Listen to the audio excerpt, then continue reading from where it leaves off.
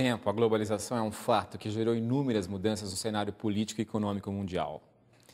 De economias nacionais com grandes conglomerados multinacionais, desenha-se uma nova composição no cenário empresarial do mundo.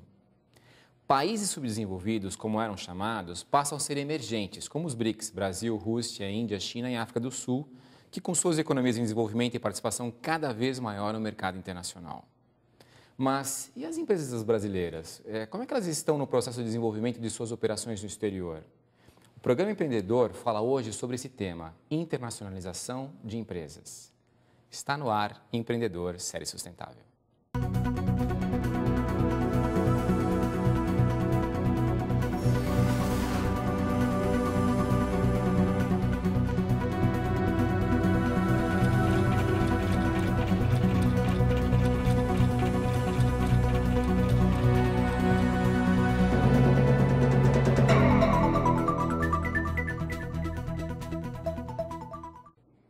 Para falar sobre internacionalização de empresas, eu converso com Marcos Amatucci, doutor em administração pela Universidade de São Paulo e professor e pró-reitor de pesquisa da ISPM. Marcos, obrigado pela presença conosco aqui hoje. Obrigado pelo convite, é um prazer estar aqui. O Marcos, você é pesquisador do programa de mestrado em gestão internacional da ISPM e organizou esse livro sobre a internacionalização de empresas, com artigos de pesquisadores e economistas. Na sua opinião, qual que é a importância nesse momento de organizar um livro com esse propósito todo, que é um livro bem ambicioso, Nós sentimos em 2006, um grupo de pesquisadores sentiu falta de, tendo em vista o avanço da internacionalização das empresas brasileiras e o avanço do próprio processo de globalização, a gente sentiu falta de um programa de mestrado que desse uma formação acadêmica e discutisse o tema mais amplamente. Havia anteriormente núcleos que discutiam esse assunto em programas voltados para outras coisas, para administração, para economia e tal. Mas então nós decidimos começar um grupo de pesquisa, começar as pesquisas para iniciar o primeiro mestrado acadêmico na área de gestão internacional. E como fruto da primeira leva de pesquisas, nós fizemos esse livro, que é bem abrangente mesmo, porque, escopo bem amplo, porque nós tínhamos a intenção de definir qual era o campo para escolher onde é que a gente ia atuar. Tá. Quando a gente fala em internacionalização de empresas, nós estamos querendo dizer o que para os nossos telespectadores? O que eles devem entender? Olha, existem dois processos, Existe a internacionalização das empresas que vêm para cá, certo. E hoje, que é a grande novidade teórica da área, que é a internacionalização das nossas empresas que vão para o exterior, com ativos. A gente sempre exportou, sempre existe um escritório de vendas, uma coisa assim, certo. Mas agora a gente tem um outro passo, produtivas. Então, produzir fora do Brasil. E no livro vocês colocam várias teorias, problemas e casos levantados. A gente já tem bastante material no Brasil sobre isso? Então, o que acontece com a teoria da internacionalização de empresas é que ela surgiu com a internacionalização, primeiro, das empresas americanas na década de 60, e com a internacionalização das empresas europeias em 70 e 80. Então, a primeira tarefa a ser verificada é se essas teorias servem para esse novo momento. Então, esse debate começou com esse livro aí. Então, nós começamos esse debate. Então, aqui as teorias, isso é o que elas fazem, será que se aplicam ao momento atual, etc. E a resposta é sim e não, precisa mudar muita coisa. Tem muita produção a ser feita para entender o que está acontecendo hoje. Porque o tipo também de empresa que está se internacionalizando hoje no Brasil é diferente da que se internacionalizava nos Estados Unidos e na Europa, Sim, o tipo e os motivos. A internacionalização das empresas americanas e europeias era uma internacionalização por novos mercados, para expandir o que elas já faziam. Isso. Para conseguir mais mercado consumidor, Quer dizer, já tem um excesso de produção e tem que consumir isso aí, Nós chamamos isso de exploração do ownership. Quer dizer, ownership é o que a empresa sabe fazer. Então, ela pega o que ela sabe fazer, tem uma tecnologia, tem um produto, tem um modus operandi, tem uma comercialização, tem uma marca, Então, ela quer explorar essa marca e essa tecnologia em outros países. Então, no Brasil, isso começou, porque vocês levantaram, principalmente a partir dos anos 90, é isso? O que marca essa mudança? Final dos anos 90. Nos anos 90 acontece a abertura, né, com o governo Collor, certo, e aumenta a competição interna. Aquele choque, né? Tem um choque, muitas empresas são compradas, e as empresas que não são compradas, para continuar competindo, elas são obrigadas a se internacionalizar. Certo. Agora, esse movimento das empresas brasileiras tem uma motivação diferente. Nem sempre é em busca somente de mercados, mas também em busca do próprio ownership, para aumentar a sua capacidade tecnológica, a sua capacidade de pesquisa. Reduzir custos, inclusive, né? Já vi empresas que saem do Brasil para reproduzir fora, para redução de custos, né? Na América Central. Isso existe também, mas não é o principal. Não é o principal do volume de investimentos que está sendo feito no interior. Bem, o início foi com as empresas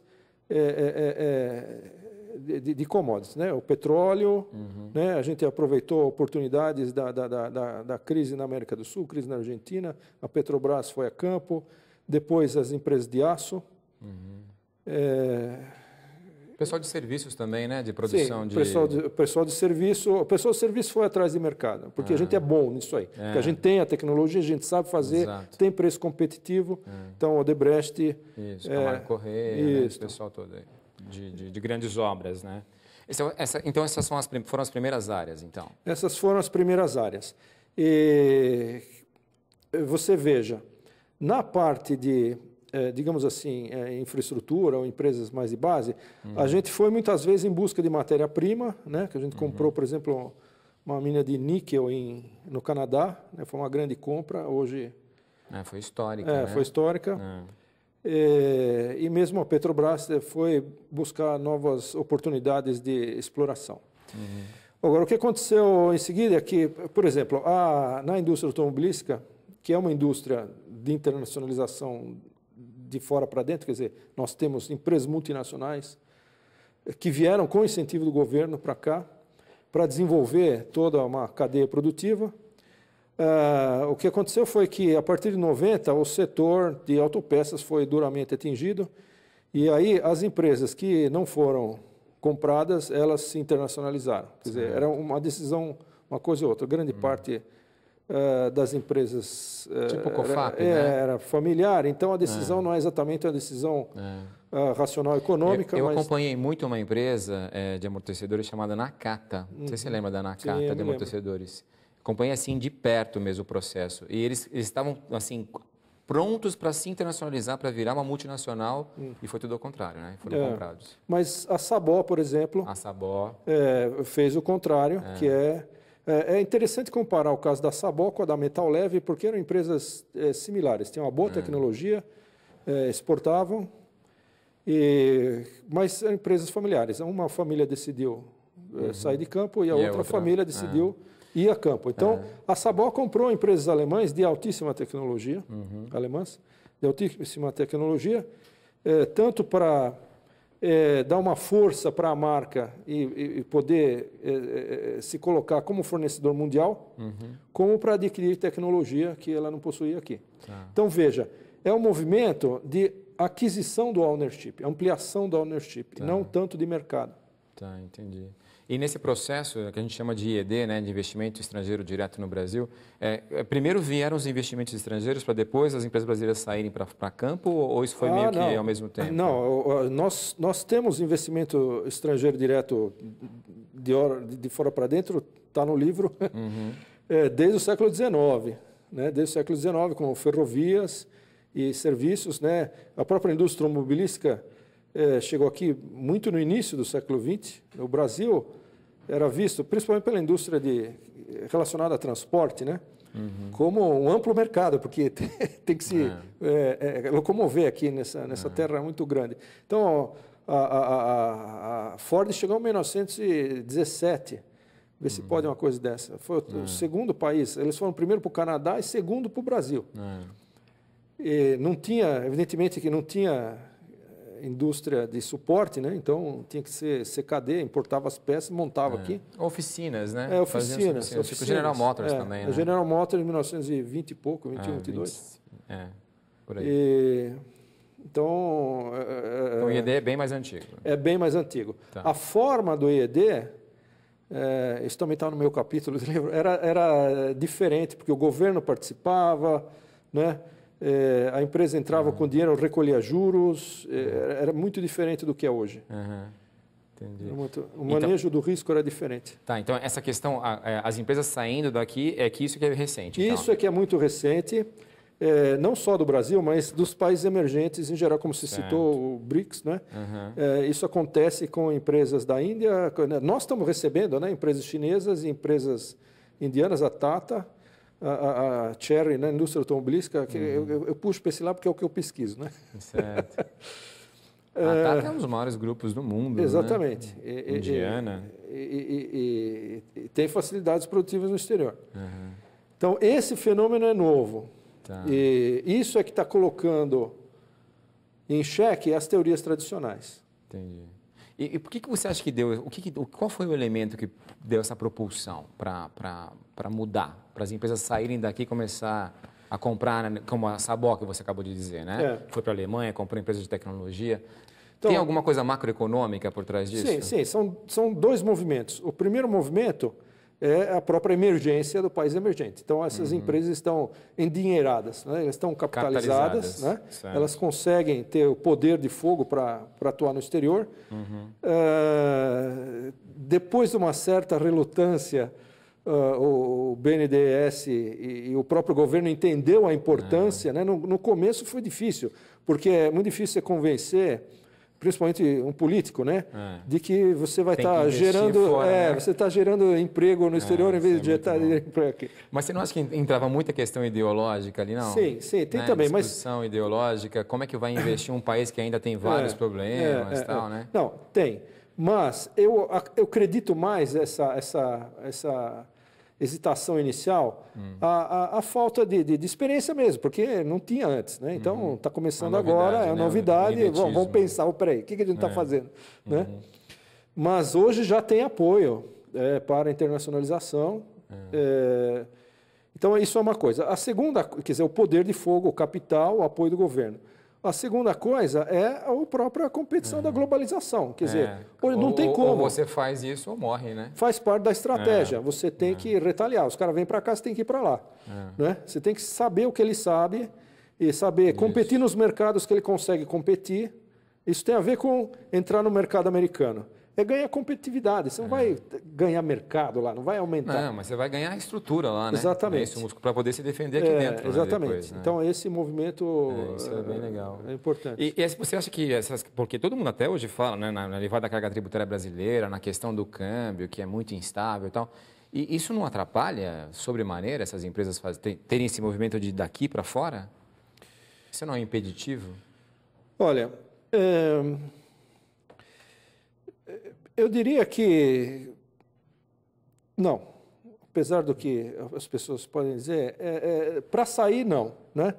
E para entrar também não. O que acontece a gente tem regras do jogo que são regras severas, são caras, mas elas são claras, né? Eu acho que isso é importante, é muito importante. A regra é clara, os contratos são respeitados, existe uma segurança jurídica. Então, isso é o que pesa mais. Isso é o que pesa mais para vir de fora para dentro. Eu acho que o teste de fogo foi o primeiro governo Lula, onde o capital do mundo inteiro estava esperando que ele rompesse os contratos. Ele falou, não, eu vou manter os contratos. 2002, a partir daí... 2003. Aí foi, né? Não, aquele foi o risco, né? Se um governo assim, trabalhista mantém, o resto... Quem vai mudar? Exatamente. Então, o Brasil é considerado hoje um país seguro para investir. Legal. Né, do ponto de vista das regras do jogo. Do ponto de vista da empresa que sai, aqui é tão complicado que fica mais fácil atuar no exterior. Né? Inclusive para se capitalizar lá fora. Agora, existem países ainda mais complicados do que o Brasil. Com certeza. A gente vai discutir isso ainda porque o empreendedor vai para um rápido intervalo e volta já para falar sobre os desafios da internacionalização das empresas brasileiras.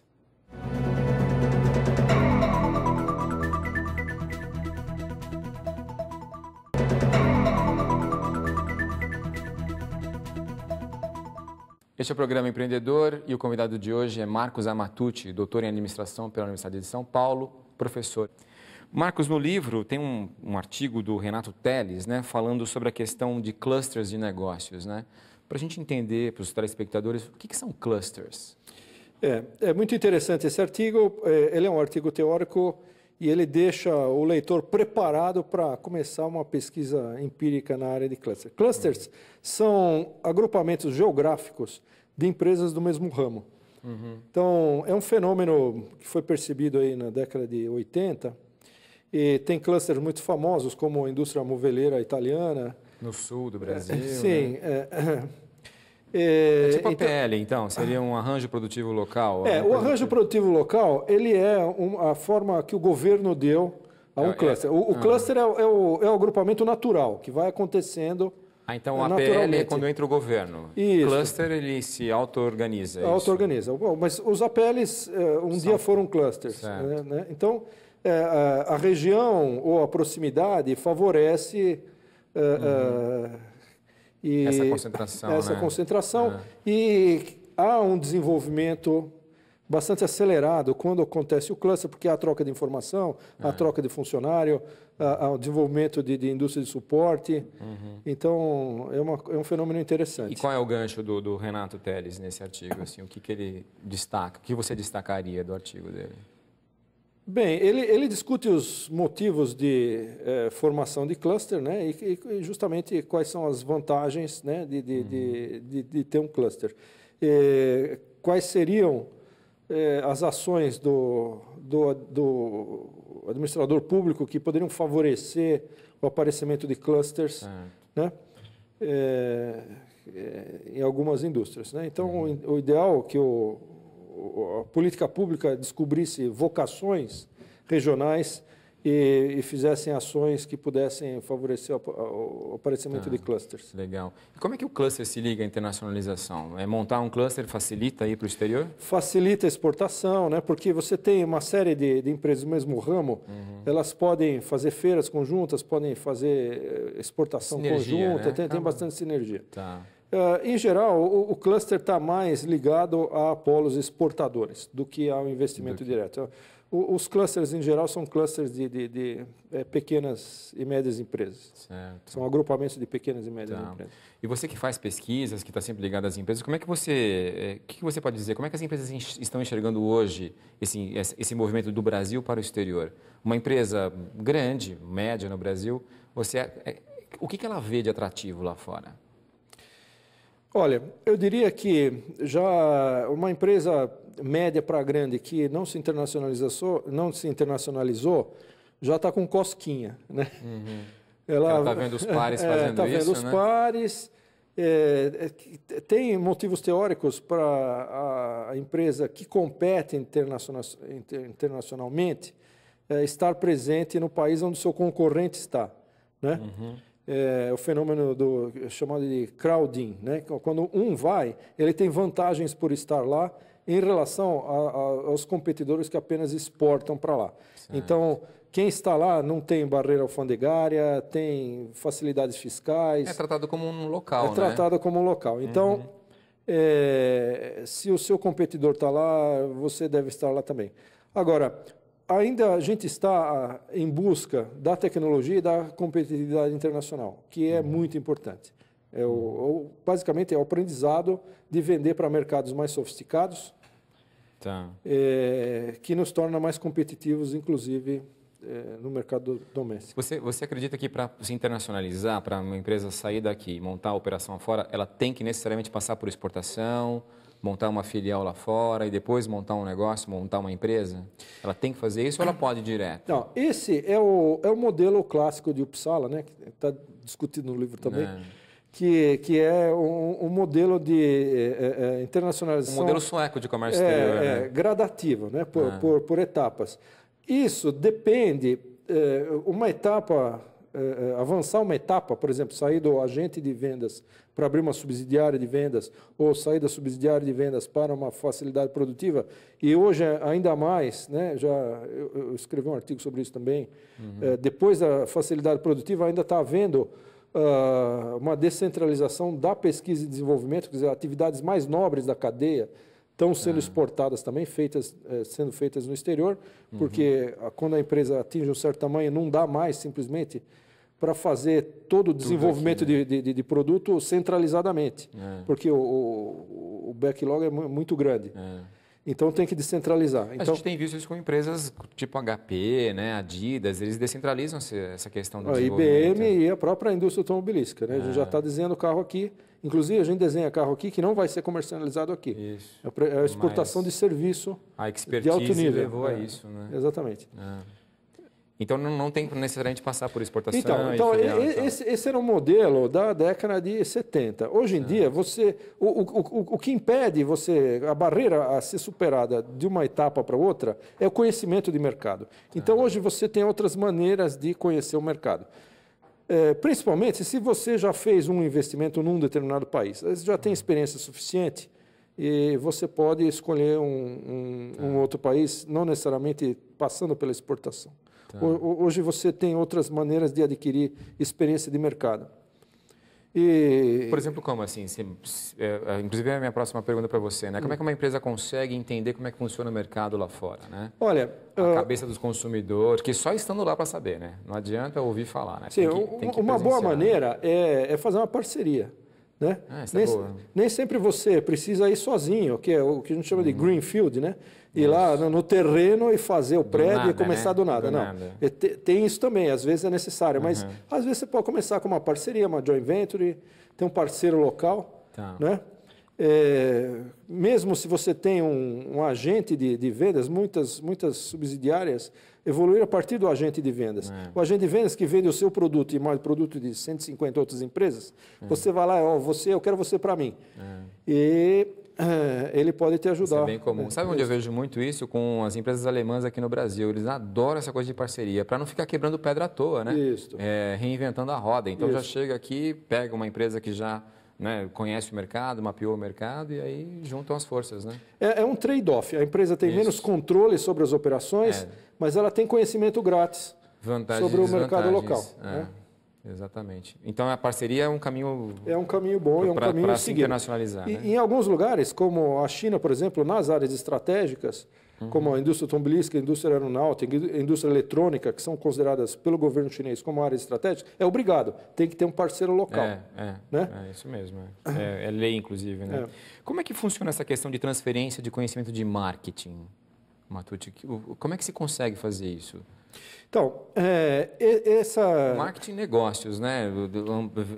Mapeando o mercado, entendendo a cabeça do consumidor. Como é que se consegue transferir isso? Então, esse é um problema amplo, né?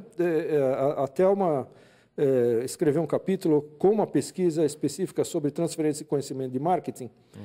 No entanto, a área de Thelma Rocha, que hoje é a coordenadora do programa de mestrado. O tema de transferência de conhecimento entre subsidiárias e da subsidiária para a matriz, chamado transferência reversa, é um dos temas da atualidade da internacionalização de empresas, porque gera competitividade e também é uma novidade. Tradicionalmente, quando as empresas se internacionalizaram lá com aquele modelo da década de 70, de fazer mais da mesma coisa, era a matriz que ensinava para as subsidiárias tudo o que ela precisava saber. Tinha até a escolinha, né? A escolinha para a filial entender. Inclusive as primeiras subsidiárias, lá nas 65, 66, eram réplicas da matriz, eram mini matrizes, tudo igual. Inclusive os móveis, né? Eu lembro de Volkswagen, né? Com o prédio, tudo igualzinho, né? Isso. Hoje em dia, as grandes multinacionais já têm uma divisão de trabalho, as subsidiárias não fazem todas a mesma coisa, elas estão adaptadas não só a mercados locais, mas, digamos, mercados, eu diria, regionais. Né? Então, são hubs produtivos, né, como o México, como o Brasil, como a Austrália, como a Coreia do Sul, né, que atendem uma região bastante ampla. Né? E tem conhecimento dessa região e tem situações que a matriz e outras subsidiárias não enfrentaram ainda, que eventualmente possam ser transferidos. Né? Nessa questão de competição, de concorrência, você acha que as nossas empresas de propaganda estão preparadas para isso? Elas têm condições de encarar esse processo de internacionalização? Porque são os clientes dela, né? Ou futuros clientes que estão se internacionalizando, né? Você está se referindo ao capítulo do Ilan Avrichir, né? Que ele fez uma comparação entre a competitividade da indústria de propaganda brasileira com a Argentina. Isso. Bem, aí entre os fatores que você havia perguntado a respeito do custo Brasil. Hoje, a indústria da propaganda é uma indústria que ela está sensível a preço, né?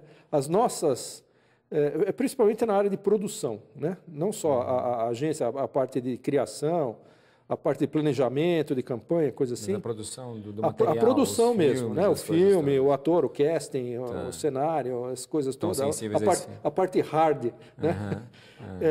Nós temos de altíssima qualidade, mas aí o custo Brasil não dá para comparar com o custo Argentina. Marcos, nosso tempo acabou. Muito obrigado pela sua presença conosco aqui. Eu sei que nós teremos vários outros assuntos para tratar, quem sabe numa próxima oportunidade. Parabéns pelo livro. Muito obrigado, eu agradeço o convite, estou aqui sempre que vocês me chamarem. Legal. Obrigado. O programa Empreendedor de hoje entrevistou o Marcos Amatucci, doutor e mestre em administração e organizador do livro A Internacionalização de Empresas, Teorias, Problemas e Casos. Espero que tenhamos esclarecido um pouco mais sobre o tema. Até o próximo.